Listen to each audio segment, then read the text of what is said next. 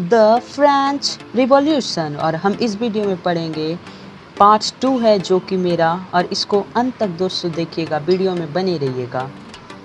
French society during the late 18th century के समय French की सोसाइटी कैसी थी, वहाँ कैसे कैसे आदमी रहते थे। कॉमन मैन रहते थे, डॉक्टर रहते थे, पेंटर रहते थे, कारपेंटर रहते थे, बहुत सारे लोग रहते थे। तो उसी के बारे में आज हम पढ़ेंगे। पीजेंट भी रहते थे। तो कहानी है 1774 की, जब लुइस 16 जो कि बॉर्बन फैमिली से बिलोंग करते थे, और उसी समय मैरी एंटोनेटी जो कि ऑस्ट्रियन प्रिंसेस थी, वे दोनों शादी किए। कब शादी किए? उस समय लुइस 16 की उम्र कितनी हो रही थी? उस समय लुइस 16 की उम्र 20 ईयर्स हो रही थी, और वे एक नए राजा में उभरे। और राजा बनने के जस्ट बाद फिनेंशियल रिसोर्स जो फ्रांस का था वो ख़त्म हो गया, बर्बाद हो गया था। तो उसी समय 13 अमेरिकन कॉलोनी को उन्होंने मदद किया था। Society was divided into 3 state. उस समय सोसाइटी 3 स्टेट में डिवाइड हुआ। First state clergy, second state nobility, और थर्ड स्टेट में आते हैं big businessman, merchant, peasant, traders, labour, बहुत सारे। तो पीजेंट जो थे 90% थे, मतलब फ्रांस में जो डिपेंड रहते थे 90% किसान 90% थे, जिसमें 60% जो लैंड था वो क्लर्जी और नोबिलिटी का, यानी फर्स्ट और सेकंड स्टेट का ही था, और 40% थर्ड स्टेट का था। 40% में भी किसका? जो थर्ड स्टेट के बिग बिजनेसमैन थे उसका था। और प्रिविलेजेस थी, छूट, प्रिविलेजेस मतलब छूट थी। फर्स्ट और सेकंड स्टेट को कोई टैक्स पे नहीं करना पड़ता था, और जितने भी वर्क हैं फर्स्ट और सेकंड स्टेट के, वे थर्ड स्टेट के द्वारा किए जाते थे। और all the tax paid by third state, सभी जो टैक्स है थर्ड स्टेट के द्वारा पेड किया जाता था। और 90% जो टैक्स थे वे सिर्फ थर्ड स्टेट ही पेड करते थे। और टोबैको यानी खैनी, साल्ट, नमक, ये सब ट्रेड किया जाता था फर्स्ट और सेकेंड स्टेट के द्वारा। द स्ट्रगल टू सर्वाइव 1715 में, उस समय फ्रांस की जो पॉपुलेशन थी वो 23 मिलियन थी, और 1789 में 28 मिलियन थी। और इसी के वजह से 5 मिलियन जब बढ़ोतरी हुई पॉपुलेशन में, इसी के वजह से फूड ग्रेन का डिमांड बढ़ने लगा फ्रांस में। और इन हार्वेस्ट टाइम में एक समय ऐसा आया कि सभी क्रॉप जल गए और वहाँ सूखे पड़ गए, जिसके वजह से सब्सटेंसेस क्राइसिस भी हो गया उस समय। तो बहुत बुरा स्थिति था फ्रांस के लिए।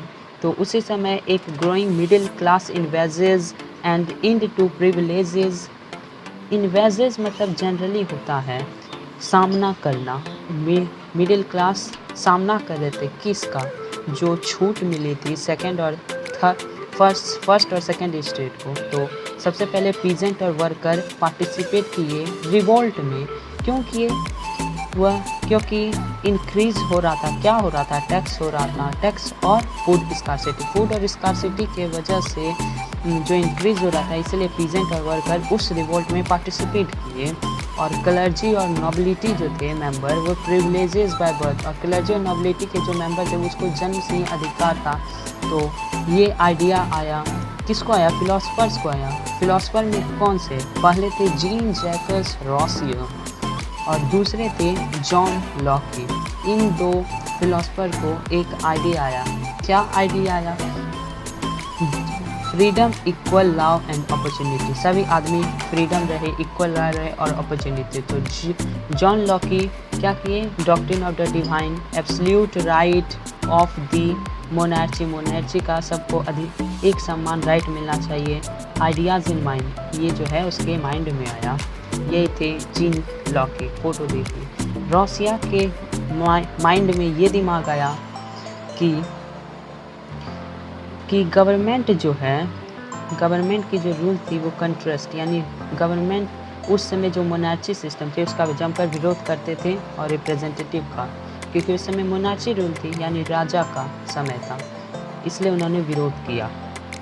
रोसिया के दिमाग में ये आया। एक और फिलोसफर थे जो कि बाद में आए, जिसका नाम था मॉन्टेस्क्यू। उन्होंने एक बुक लिखा जिसका नाम था in the spirit of the law. इस बुक में जनरली उन्होंने ये कहा कि पावर को डिवीज़न करो, जैसे लेजिस्लेटिव, एक्सिक्यूटिव और जुडिशियरी। उसी